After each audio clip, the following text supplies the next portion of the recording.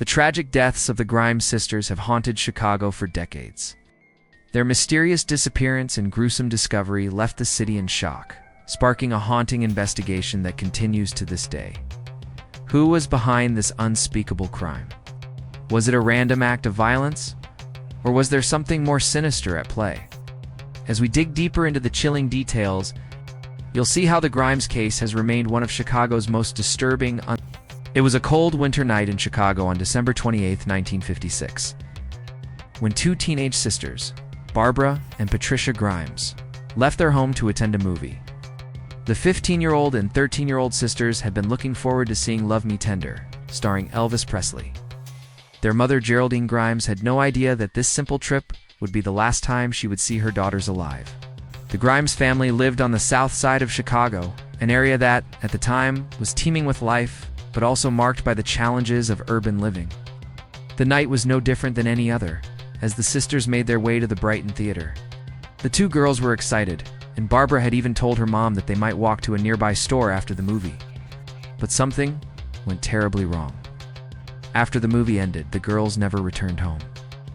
Their mother, Geraldine, became frantic and called the theater, but the staff had no information. The girls had disappeared without a trace. It wasn't long before panic began to spread throughout the neighborhood.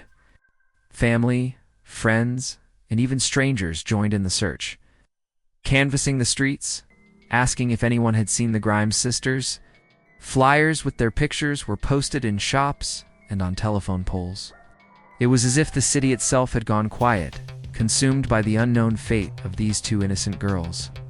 Every hour, every minute, felt like an eternity for the Grimes family.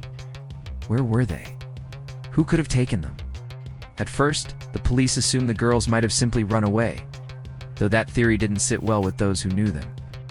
Barbara and Patricia had no history of running away, and were considered responsible by all who knew them. Something felt off about this disappearance, and as days passed, it became more and more apparent that this was indeed just a case of two girls sneaking off. As the search intensified, authorities began questioning witnesses. The sisters had been seen leaving the theater, but after that, there were no confirmed sightings. They had vanished. The clock was ticking, and each passing day felt like a blow to their hopes of finding the Grimes sisters alive. In the days that followed, the case would turn into one of the most chilling cold cases Chicago has ever seen. The disappearance sparked a media frenzy. Local newspapers were filled with stories and updates, but no one had answers. For the Grimes family, the unanswered questions only deepened the wound. Why were their daughters gone, and where could they possibly be? As the investigation unfolded, the haunting mystery of the Grimes sisters began to take on a darker, more disturbing nature, one that would remain unsolved for years to come.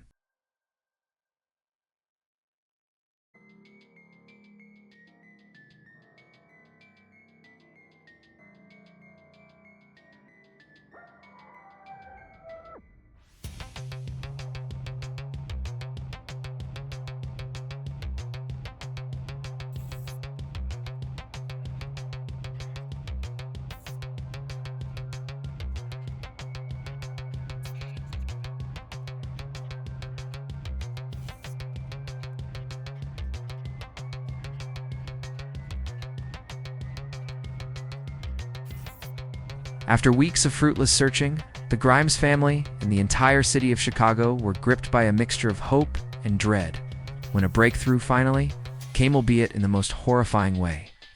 On January 22, 1957, nearly a month after their disappearance, the bodies of Barbara and Patricia Grimes were discovered in a remote area near the Little Calumet River, about 12 miles from their home. The location was desolate, a stark contrast to the bustling city streets where the girls had last been seen. The discovery was made by two young boys who were out playing and stumbled upon the bodies, barely covered by snow. The sight that greeted them was enough to make their stomachs turn.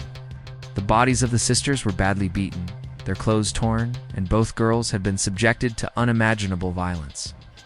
They were found lying on the ground, side by side, in what appeared to be a horrifying final moment of their lives. There was no sign of struggle where the bodies were found, suggesting that the girls had been left there deliberately. No one could understand why their killers had chosen this isolated spot to dispose of them. The police rushed to the scene, and soon the area was swarming with detectives and forensic experts. What they discovered left everyone stunned. The Grimes sisters had not been killed immediately after their disappearance. Evidence indicated they had been held captive for several days before their deaths. In addition to the physical evidence, investigators found a shocking detail: the girls' bodies had been carefully posed.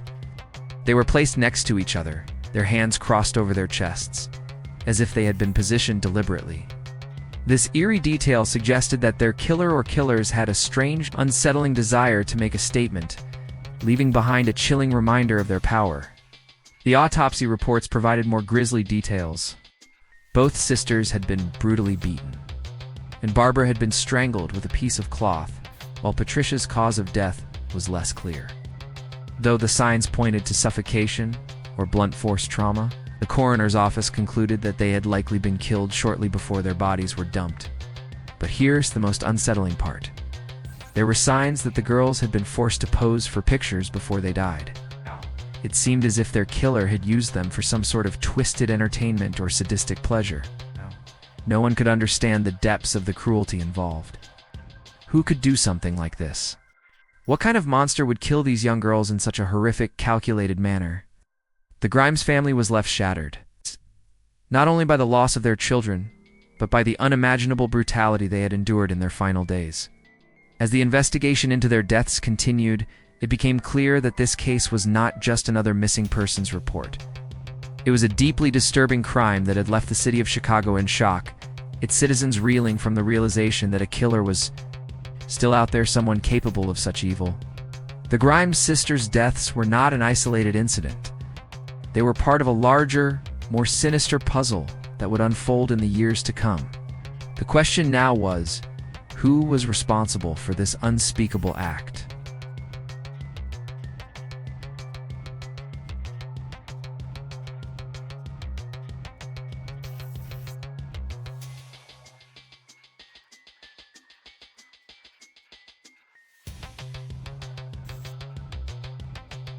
With the discovery of the Grimes sisters' bodies, the investigation into their brutal murders took a more intense turn. Detectives in Chicago had already been working around the clock, but now they were faced with more questions than answers. The gruesome nature of the crime sent shockwaves through the city, and the pressure to find the killer grew with each passing day. The fact that the sisters had been held captive, tortured, and then killed in such a cold and calculated manner added a chilling layer to the mystery. At first, the police turned to the family for answers. They conducted a thorough investigation into the Grimes family's background, hoping to uncover any clue that could explain the deaths. What they found was more disheartening than helpful. Barbara and Patricia came from a loving family, and there was no sign of any abusive behavior or family drama that would lead to such a horrific act. As the investigation unfolded, authorities looked into anyone who might have had a connection to the Grimes sisters in the days leading up to their disappearance. The theater they had visited was checked for any clues, and the route the girls had walked from the theater to their home was retraced. Yet despite interviewing dozens of people who might have seen something, the investigation turned up very few leads. The Grimes sisters had vanished into thin air, and the killer remained elusive. The case grew even more baffling when the police discovered that several people had claimed to have seen the girls after they left the theater. Some said they had been seen talking to a man, others reported spotting the girls with a car, but none of these sightings could be confirmed. As the days passed, the trail began to grow colder, and the investigation seemed to be heading nowhere. Then, a new suspect emerged, a man named James, who had reportedly been seen hanging around the theater the night the girls went missing. James was known to frequent the area, and it was rumored that he had a history of troubling behavior. He had been questioned by police shortly after the girls' disappearance, but no evidence linked him to their deaths. Still, the rumors surrounding his involvement persisted.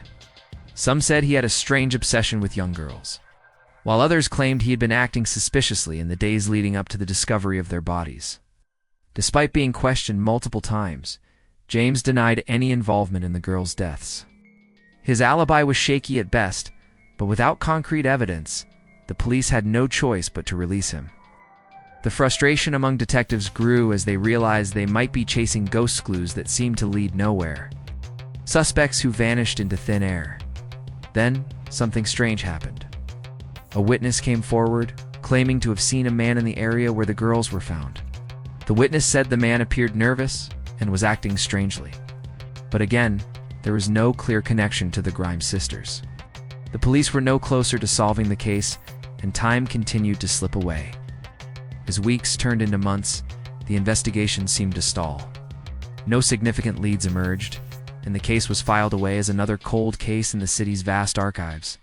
However, for the Grimes family, the pain of losing their daughters never dulled.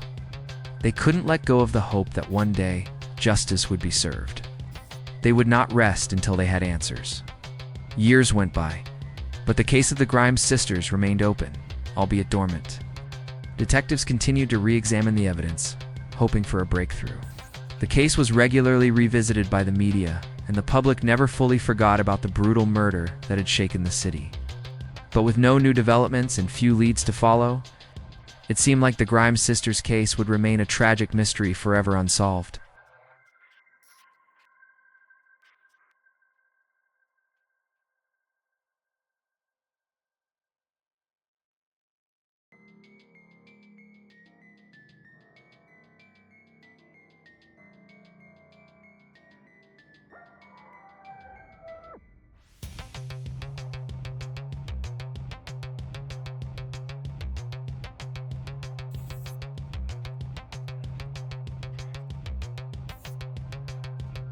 As the years passed, the case of the Grimes sisters' murders grew colder, but the public's fascination with it only deepened. The horrific nature of their deaths, combined with the unanswered questions surrounding their disappearance and the lack of closure, ensured that the case would remain in the minds of Chicagoans for decades to come. As time wore on, speculation about the identities of the killers began to grow, with various theories emerging from the public, the media, and even the police themselves. One of the most persistent theories involved the possibility of a serial killer being behind the Grimes sisters' deaths. Over the years, Chicago had seen several other similar cases of young girls being abducted, tortured, and killed in similar, brutal ways. The striking similarities in the details of the Grimes case and other unsolved cases fueled suspicions that a serial killer may have been operating in the area, preying on young girls. Some detectives began to wonder if the case could be linked to another unsolved murder, that of an earlier victim in the area. There were rumors that certain details of the Grimes sisters' deaths mirrored those of a young girl found murdered in the same vicinity several years before. Could these two murders have been committed by the same person? Was there a pattern that had been overlooked? The possibility of a serial killer operating in the city began to feel more and more plausible. However, there was no definitive evidence to confirm this theory. The link between the two murders was speculative at best, and there were no forensic matches or physical evidence that could directly tie the crimes together. Yet, the thought of a killer still out there, free to commit more crimes, haunted the people of Chicago. Another theory that gained traction over the years involved the idea of a troubled local man with a history of disturbing behavior. This theory suggested that someone living in the area, perhaps even someone who had been questioned early on in the investigation, could have been involved in the crime. This person, the theory went, might have been familiar with the Grimes sisters and might have harbored a disturbing obsession with them. Several suspects in the case came under suspicion for various reasons, but none of them were ever formally charged. Some of these suspects were people who had been seen near the scene of the sisters' disappearance, while others had been involved in shady activities that made them potential suspects. But as time passed, the trail on each suspect grew cold. No one could say for sure who was responsible for the Grimes sisters' deaths. The fact that the killer had posed the girls' bodies in a deliberate manner made the case even more unsettling. Some investigators believed this could indicate that the killer had a personal connection to the girls, someone who might have had access to their lives in a more intimate way. The idea of a family friend or acquaintance being behind the murders sent chills down the spines of those involved in the case. Was the killer someone close to the sisters? Someone who knew their habits and daily routines? Other theories leaned more toward the idea of a random act of violence, an opportunistic killer who saw the Grimes sisters as easy targets. The isolation of their final resting place, near the Little Calumet River, suggested that the killer may have chosen this remote area specifically to avoid detection. Some even speculated that the killer might have been someone who had been stalking the girls for some time, waiting for the perfect opportunity to strike. Theories continued to flood in from every direction, but none could offer a solid answer. Theories about a serial killer, a local man with a dark past, or a random stranger lurking in the shadows, all remained just that, theories. With no physical evidence, no eyewitnesses, and no solid leads. The case continued to confound those who desperately wanted answers. For the Grimes family, the search for answers continued to eat away at them. Each new theory brought with it a fleeting sense of hope, only to be dashed when no concrete evidence surfaced. The pain of losing their daughters was only compounded by the constant reminder that they would never get the closure they so desperately needed. As the years turned into decades, the case slowly faded from the public eye, becoming just another cold case in a city that had seen its fair share of tragedy. But for those who had known Barbara and Patricia, their memory lived on, and the question of who killed the Grimes sisters continued to haunt them. Despite the passage of time, the Grimes sisters' case remains unsolved, but it's far from forgotten. Every year, as the anniversary of their deaths approaches, the case is revisited by the media, keeping their story alive in the hearts of those who still seek justice. The mystery of who killed Barbara and Patricia Grimes continues to haunt Chicago, as new generations of investigators and armchair detectives try to piece together the puzzle. The Grimes family, though torn by grief, has never given up hope. Their search for answers persists as they hold on to the belief that one day the truth will be uncovered. While the killer may still walk free, the story of the Grimes sisters remains a chilling reminder of a case that continues to challenge both the authorities and the public. The question of who killed the Grimes sisters is one that still lingers in the shadows, and until justice is served, the mystery will remain unsolved, waiting for the truth to finally come to light.